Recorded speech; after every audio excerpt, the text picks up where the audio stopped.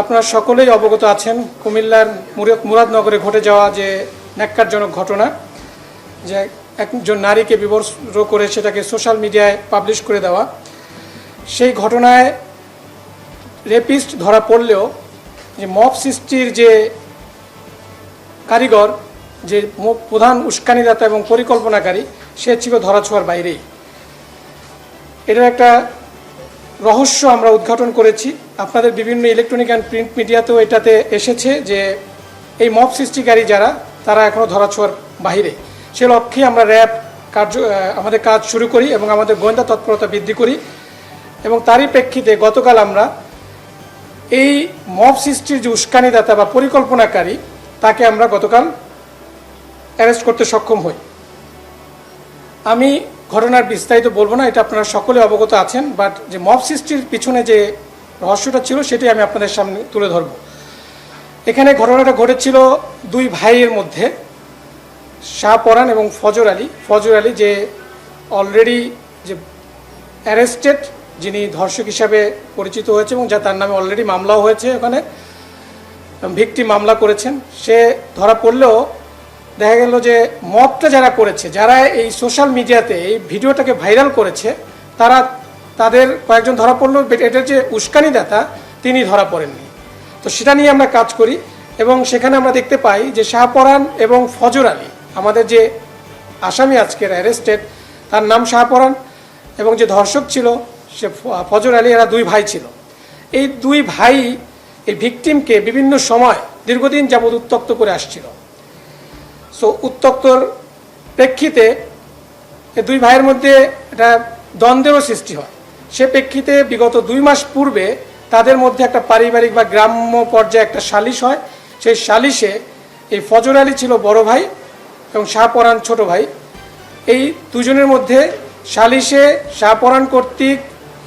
শাহজালাল কর্তৃক শাহপরানকে হেনস্থা করা হয় এবং মারধরও করা হয়। সে প্রেক্ষিতেই শাহপরান তার এই বড় ভাইয়ের প্রতি একটা প্রতিশোধ নেওয়ার চিন্তাভাবনা করে। এই ঘটনা যেদিন ঘটে তার 15 দিন পূর্বে ভিকটিম তার স্বামীর বাড়ি থেকে তার বাপের বাড়িতে আসে এবং এই ফজর আলী, যে কিনা ধর্ষক হিসাবে অ্যারেস্টেড, সে এই ভিকটিমের মাকে সুদের বিনিময়ে 50,000 টাকা ধার দেয়। সো সেই ধারের টাকা আদায় করার জন্যই মাঝে মাঝে তাদের বাসায় যেত। ঘটনার দিনও তেমনি এই টাকা আদায়ের সূত্র ধরেই তিনি ওই বাসায় গিয়েছিলেন রাতের বেলা এবং এইটা শাহপরান জানতো যে ওই দিন সে যাবে। সে প্রেক্ষিতে শাহপরান তার লোকজন সেট করে দেয় যে এরকম এই টাইমে যাবে, তোমরা যদি তাকে ধরতে চাও ধরতে পারো। এবং সে তার সেই প্ল্যান অনুযায়ী, পরিকল্পনা অনুযায়ী ওই দিন রাতে যখন ফজর আলী তার ওই ঘরের ভিতরে ভিকটিমের ঘরে প্রবেশ করে, তার কিছুক্ষণ পরেই এই শাহপরানের লোকজন ভিকটিমের ঘরে প্রবেশ করে এবং তাকে বিবস্ত্র করে ভিডিও ধারণ করে সেটা পরবর্তীতে সোশ্যাল মিডিয়ায় ছড়িয়ে দেয়। পরবর্তীতে আমরা এটা জানতে পারি। জানার পরে আমাদের একটা চৌকস অভিযানিক দল গতকাল এই শাহপরানের যে রহস্যটা সেটা আমরা জানার পর তাকে আমরা গতকাল কুমিল্লা থেকেই অ্যারেস্ট করা হয়। এই ছিল মূলত যে মব সৃষ্টি এবং সোশ্যাল মিডিয়ায় ভিডিওটাকে ভাইরাল করার পিছনের নেপথ্য কাহিনী। মূলত দুই ভাইয়ের দ্বন্দ্বকে কেন্দ্র করেই এই ঘটনাটা ঘটানো হয়েছে এবং এই মহিলাকে এই দুই ভাই দীর্ঘদিন যাবৎ উত্ত্যক্ত করে আসছিল। সেটাই ছিল মূলত ঘটনা। এটার এই লক্ষ্য আপনারা অলরেডি জানেন যে ধর্ষক সহকারে 4 জন উত্ত্যক্তকারী, 4 জন মবের সদস্য এবং যে প্রধান পরিকল্পনাকারী গতকাল আমরা তাকে অ্যারেস্ট করেছি। সো আপনাদের যদি কোনো কোশ্চেন থাকে আপনারা করতে পারেন। আমি বলেছি শুরুতেই যে দুই ভাইয়ের মধ্যে দ্বন্দ্বটা মূলত দুইজনেই এই মহিলাকে উত্ত্যক্ত করত।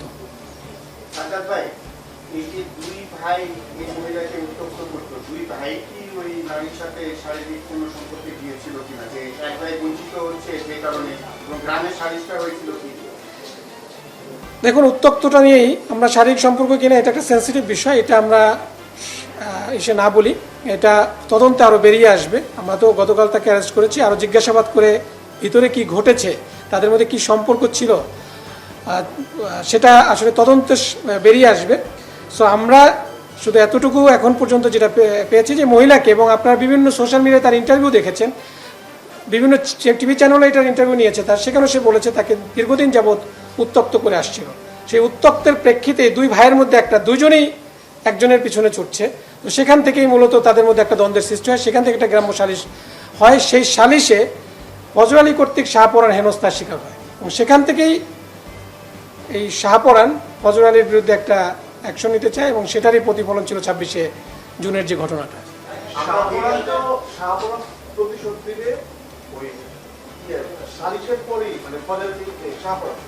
সালিশের পরেই সেটা ডিসিশন দিয়েছে, তার প্ল্যানিংটা কি ছিল, কিভাবে করবে, এবং এই যে মব সৃষ্টি, ভিডিও করা, ভাইরাল করা, সবকিছু প্ল্যানিংটা কিভাবে?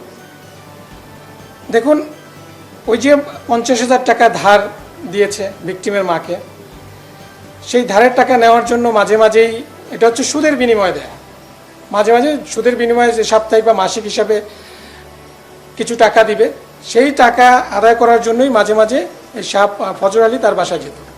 এটা শাহপরান জানতো। সেই পরিকল্পনা অনুযায়ী 26শে জুন যখন সে জানতে পেরেছে যে ফজর আলী আজকে যেতে পারে সেই বাসায়, সেই অনুযায়ী সে মবটা প্ল্যান করে, একটা গ্রুপ অফ পিপলকে সে বলে, এবং এটা নিয়ে সে একটা মেসেজও দেয়। সেই মেসেজটাও আমাদের কাছে আছে ইমোর মাধ্যমে, যে একজনকে এখানে আরেকজন, আমরা বিশেষ স্বার্থে বলছি না, সে এখন অ্যারেস্টেড হয় না, আমরা তার বিরুদ্ধে কাজ করছি, নামটা বলছি না, তাকে একটা মেসেজ দিয়েছে, সেই মেসেজের স্ক্রিনশটও আমাদের কাছে আছে। মূলত শাহপরান জানতো যে তার ভাই যাবে, বিভিন্ন কারণে যায়, অ্যাট দ্য সেম টাইম তার সাথে ওই মহিলার সাথে উত্তক্ত করে আসছিল। সেইভাবেই শাহপরান ফজর আলীকে এই হেনস্থা করানোর জন্য এই পরিকল্পনা 26শে জুন করেছিল।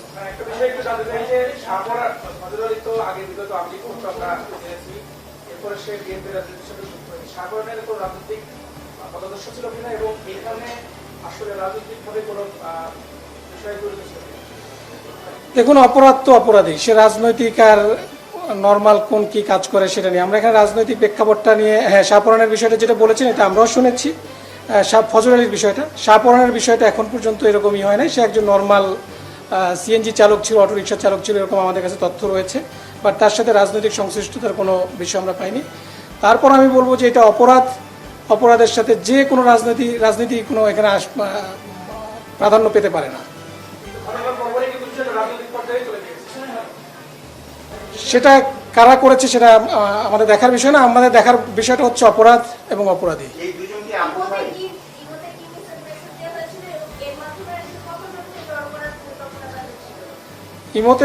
ইমোতে যে মেসেজটা দিয়েছিল সেটা হচ্ছে যে ওই দিন যাবে, এটা শাহপরান একজনকে জানিয়েছে যে আজকে যাবে, তোমরা কি তাকে এরকম করতে চাও কিনা, তাকে আপন ভাই। আচ্ছা, আমরা ভিডিওতে দেখেছি, একটা ভিডিও যেটা ভাইরাল হয়েছিল, এটা দেখেছি আপনি ধর্ষণের কথা বলছিলেন, শুধু কি ভিডিও নাকি ধর্ষণের বিষয়টি নিশ্চিত? এটা তদন্তে বেরিয়ে আসবে। অ্যাকচুয়ালি এটা তো, আমি তো এক্সপার্ট না। আপনিও যে ভিডিওটা দেখেছেন সেই ভিডিওটা আমিও দেখেছি। ফজর আলীর সাথে আমার কথা হয় না, ফজর আলী অলরেডি অ্যারেস্টেড। সো এইটার বিষয়ে অ্যাকচুয়ালি যে ধর্ষণ ছিল না কি পরিকল্পিত ছিল, এটার বিষয়ে আসলে I am not the perfect man to answer. এখানে ফজর আলী তার ঘরে প্রবেশ করেছে, এটাও সত্য, যেটা আমরা শুনেছি বিভিন্ন ইলেকট্রনিক প্রিন্ট মিডিয়ার মাধ্যমে, এবং ফজর আলী আগে গিয়েছে বলেই মব পরবর্তীতে ঢুকতে পেরেছে। ফজর আলী আগে গিয়েছে, এখন তার উদ্দেশ্য কি ছিল সেটা ফজর আলী এবং এই ভিকটিমই জানে, এবং মব গিয়েছে, পরবর্তীতে মব ধরেছে। আমরা পরবর্তীতে যেটা দেখেছি, হটেভার মেবি দ্য কেস, যেভাবে করে একজন নারীকে উলঙ্গ একটা ভিডিও সোশ্যাল মিডিয়া বা সমাজে ছেড়ে দেওয়া, এটা তো কোনোভাবেই কাম্য হতে পারে না, গ্রহণযোগ্য হতে পারে না। তদন্ত সাপেক্ষ অবশ্যই।